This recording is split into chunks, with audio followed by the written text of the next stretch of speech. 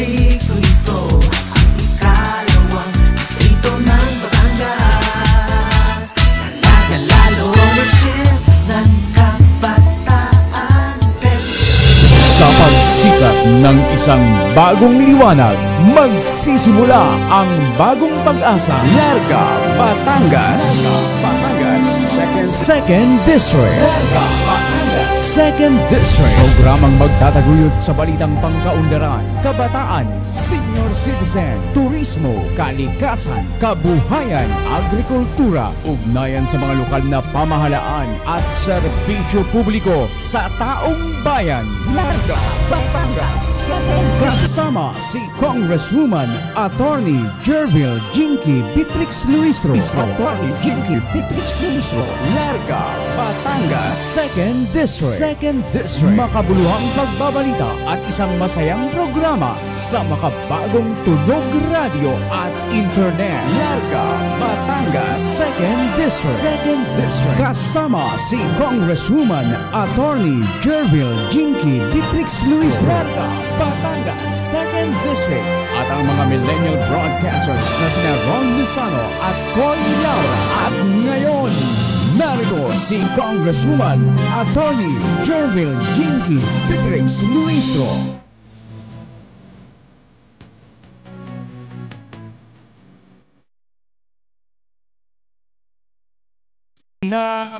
Ay. Good morning world! Good morning internet! Magandang umaga Pilipinas, Luzon, Visayas at Mindanao. Largang umaga ho, lalawigan ng Batangas, Second District. Pag-asa'y aking makakamtan. Kamusta po kayo? Sana po ay you're doing well today. Ngayon po ay Lunes na naman. Sabi nga ay ang bilis ho ng panahon. Ngayon po ay Monday. It's a Monday today.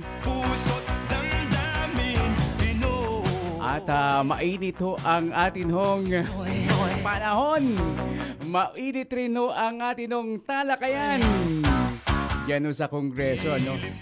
Mukhang papainit ang isinasagawang investigasyon ngayon, no? At marami ho tayong mga revelasyon, lalong-lalo na ho ng ating Congresswoman Attorney Jervil Jinky Beatrix Luistro. Kakamustahin po natin siya maya-maya ng konti para sa atin hong tuloy-tuloy na talakayan at balitaan. Kasama ho ang ating Congresswoman Attorney Jervil Jinky Beatrix Luistro para sa atin programa dito po sa radio at sa internet sa pamamagitan ng Air 1 91.9 FM. Siyempre, kamustahin muna natin ang mga senior citizen natin doon sa mga nakikinig sa radio.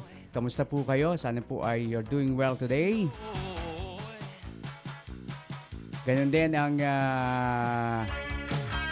mga kaibigan natin sa buong lalawigan ng Batangas at sa Second District of Batangas. Alright, if our Congresswoman is already ready, ay kunin po natin ang ating Congresswoman Attorney Jervil Jinky Beatrix sapagkat marami pong ngayong meeting ngayon ng ating Congresswoman Attorney Jervil. Alright, good morning ma'am, magandang umaga po at welcome sa ating programa sa Air 191.9. Good morning ma'am.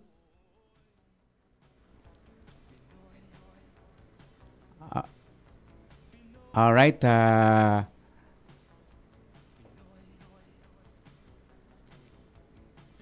good morning po ma'am. Narinig niyo pa ako?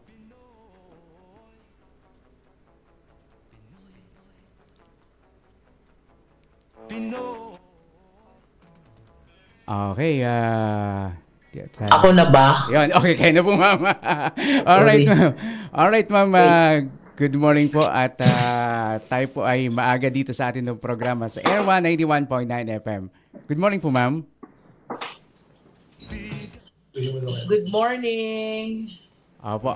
Live na po tayo ngayon sa Air 191.9 at sa ating sabayang broadcast sa napakaraming platforms sa social media. Good morning, ma'am. Good morning. Good morning, Batangas 2nd District. It's 9:10 in the morning, kaya manggising muna po tayo. Bayan ng Mabini, Bawan, San Pascual, San Luis, Lobo at Tingloy. Gising-gising na po. Every gising is a blessing. Let us all rise and shine. Kumusta, Kuya Ron? Alright, mukhang mainit po ang panahon at mainit rin ang issue ng bayan. Mainit ang panahon at mainit ang sitwasyon. Alright, you are in the limelight today, ma'am. Are we? Are we in the limelight? No, it's not me. It's Harry Roque who is in the limelight. At sabi na po nung naalala ko, ma'am, yung sabi po na una-una ni Speaker Romualdez na you are the giant killer. Merong bago po, ma'am, ngayon na you are the silent slayer. Sabi niya. Silent assassin. Assassin, ano? Alright, ma'am. Alright, over the weekend, ma'am, ano po ang dami po nilargahan po natin, bago po tayo tumalakay ng mga issue po, ma'am, ano? Bago ako mapasarap po yan. Patiin ko muna yung aking napaka-talented na barangay captain dyan sa Bawan. Apo. Pangulong Henry, Barangay New Danglayan. Shout out tayo kay Pangulong Henry at sa lahat ng ating mga kaibigang barangay captains from Bawan. Maraming salamat po for another meaningful night. We spent together last night. Kasama siyempre si Bea at si John Lloyd, no? Opo. Tayo po we stayed long in our Bawan HQ at nakibanding tayo dito sa ating mga kaibigang Pangulo. And the rest of the people of Bawan na nakasama natin kahapon, no? But you were asking about the highlights of our weekends. Ano nga bang highlights ng ating weekends? Dami, ma'am, you turned over a generator set for sabi nga ay hindi po nagawa ng mga nakaraan, pero ngayon naibigin, nakakatuwa, ma'am, yun, no? Kasi nga mahalaga pong bagay, ma'am, yun, kasi nga para tuloy-tuloy po yung daloy ng tubig sa San Luis, Batangas po, ma'am. Di ba kasabihan? Opo. Mawala na ng kuryente, wag lang tubig. Mangangamoy.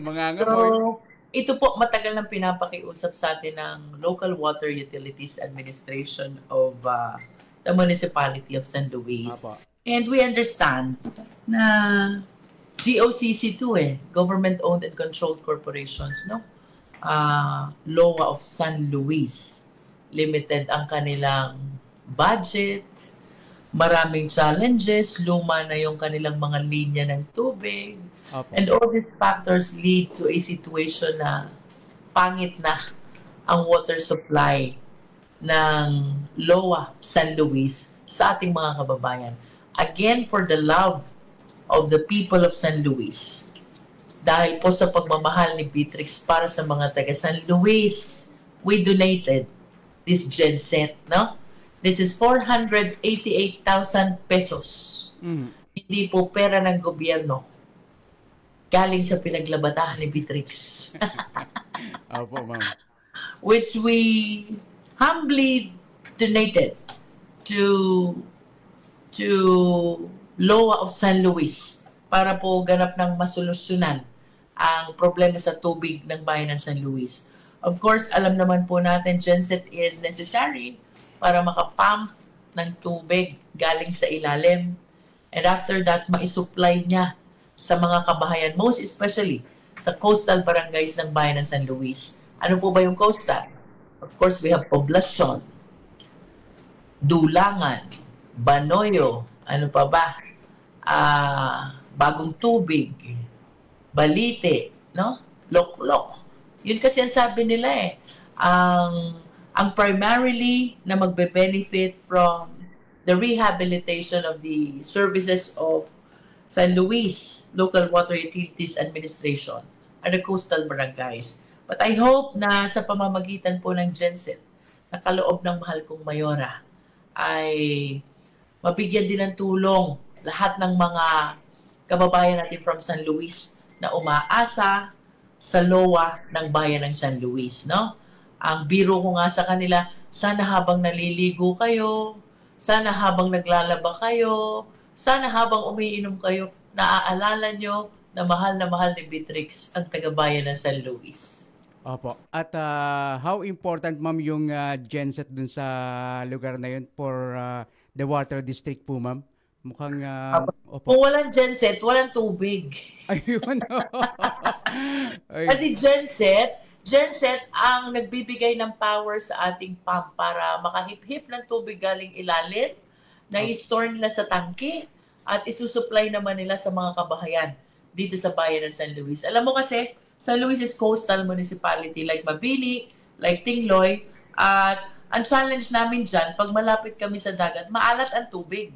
Opo. Napakaalat ng tubig.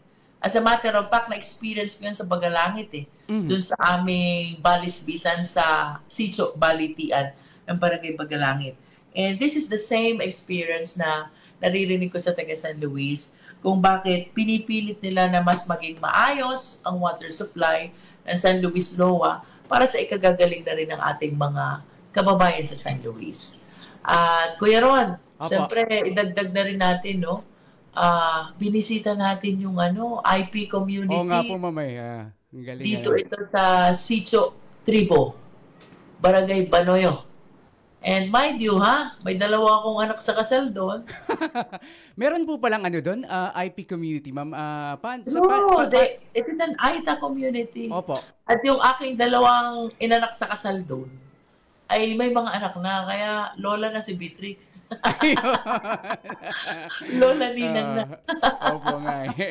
Shout out po tayo sa lahat ng mga kababayan natin, kaibigan, kalarga, kasangga, dyan sa Sitio Tribo, Barangay Banoyo, bayan ng San Luis. And of course, I was very happy to have visited them again. Actually, that was our third visit. Nilalakad yun, Kuya Ron, Opo. We have to walk like 700 to 800 meters perhaps, almost a kilometer, para marating mo yon. Pero alam mo naman, pag abot ng Machin, abot ni Beatrix. Diba? walang imposible. Po? Yan ang ating slogan. Basta abot ng Machin, abot ni Beatrix. Okay? So, pangatlong pagbisita po natin sa kanila. And that is very meaningful to me kasi the first 2 visits, tumatakbo pa lang tayo nun bilang congresswoman. And it really feels good na sa aking pagbabalik ay natupad ang pangarap ng ating mga kalarga. Si Beatrix ay maglingkod bilang congresswoman ng Batangas 2nd District. At kumusta kay paring Tani, no, sa ating bagong chieftain, sa ilang bang pamilya yan? 200 families na nakatira dito sa Sitio Tribo.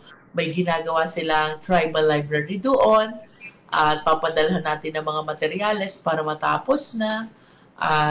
Namigay din po tayo ng school supplies para sa mga bata. At sila dito sa Banoyo nag-aaral, Banoyo Elementary School.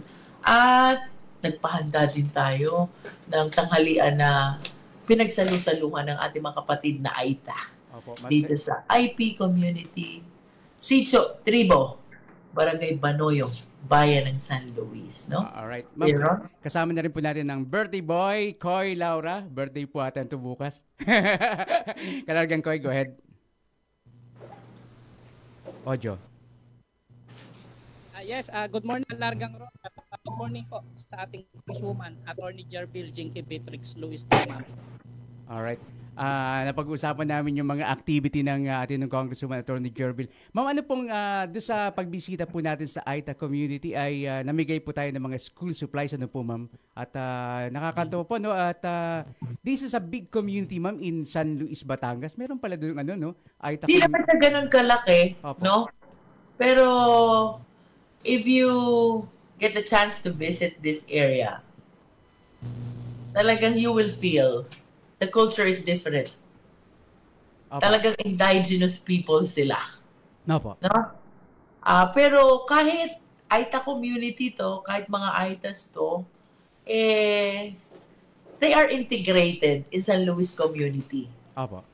Doon sila pumapasok, sa Banoyo Elementary School, may mga trabaho sila kung san-san, dito rin sa San Luis, at maraming public servants ang bumibisita doon. As a matter of fact, I know na si Mayor Escarlito nakakarating din doon at yung ating mga konsehal ng bayan. When we visited there, kasama naman natin yung 3 konsehal ng bayan. Si Attorney Joy De Castro, si Konsehal Ed Pagkaliwagan, at saka si Konsehal Ray Patolot, no? nakakatuwa naman itong tatlong ito sapagkat always present. Basta andyan si Beatrix, andyan itong tatlong ito, no? Kaya tayo po'y nagpapasalamat sapagkat I perfectly understand unang laban ni Beatrix ay kasama na natin itong mga Aita. At ngayon pong si Beatrix nakaupo na bilang congresswoman, I make it sure na naaalagaan ng tama ang ating mga kapatid na Aita dito sa Sitio Tribo ng Barangay Banoyo. Sa buong Batangas 2nd District, I think this is the only IP that we have. Opo, no? Wala akong alam sa Lubo. Wala din akong alam sa Mabini. Wala din akong alam sa Tingloy. I think this is the only indigenous people's community na meron sa Batangas 2nd District. Opo. No? Paano kaya sila nakarating? This is not really big. This is kind of small. Pero nakakatuwa kasi kahit very, very obvious na Aita sila, they're very much integrated in San Luis community. Nandun ang trabaho, kahalo-bilo nila yung mga ordinaryong tao. Doon sila nag-aaral sa Banoy Elementary School, kasama ang iba pang mga mag-aaral, no? And even the people in San Luis ay accepted nila yung mga Aitas. They are really part of the San Luis community. No? Meron nga po sinasabi, ma'am, na yan daw po yung mga original ancestor po natin yung mga Aita. Yung mga original ancestor po natin. That is true. Oo. Sabi ko nga, sila nga yung kakulay ko Alright. Nako, ma'am. Birthday boy, mag-check muna ng attendance. Kalagang ko. Wala ka bang birthday song dyan? Maraming salamat po. Yan. Maraming salamat, ma'am. Sige. Di ati mo pagsabay-sabay. Happy birthday, Kuya Koy. Check our attendance first, ha? We have 46 live followers. Dami, Viewers. Copy, ma'am. Opo, eto po. At nakikinig po sila Ernalyn Gonz Auriada, ma'am. Bumabati po sa inyo ng magandang umaga. At ganun din po si Ate Norma J. Basit. Oy, si Ate Norms. Good morning, Ate Norma. At present ngayon si Ate Norma. At bumabati po na good morning, kakalarga. Most especially sa ating matalino at matinik na Congresswoman, Attorney Jerbil Jinky Beatrix Luistro. At si Jasmine Reyes. Bumabati rin po ng good morning. Gatin po si Maylin Briones. Muling Bayan. Bumabati rin po. At si Luisita Cantos Rosales, Maria Teresa Reyes Hernandez, good morning. At Vicky Jesus. Okay, Kalargang Ron, naririnig pa ako? Okay, malakas. Alam mo, Kuya Koy, no, Kuya Ron? Apo. After our interpellation with Harry Roque. Apo. Yes po. Sobrang nakakatawa yung mga taga Batangas 2nd District, no? Kasi nga, people are saying nag-trending tayo sa social media. Apa. Hindi naman po tayo ganun ka-familiar with the other social media platform. The only one we can really use is Facebook. Pero itong mga Twitter, IG, tsaka TikTok, I'm not familiar how to use them. No? Apa. Pero a lot of people are sending me screenshots. Screenshots ng mga comments, no? Na there are people from outside Batangas who are asking, sino ba yung babae na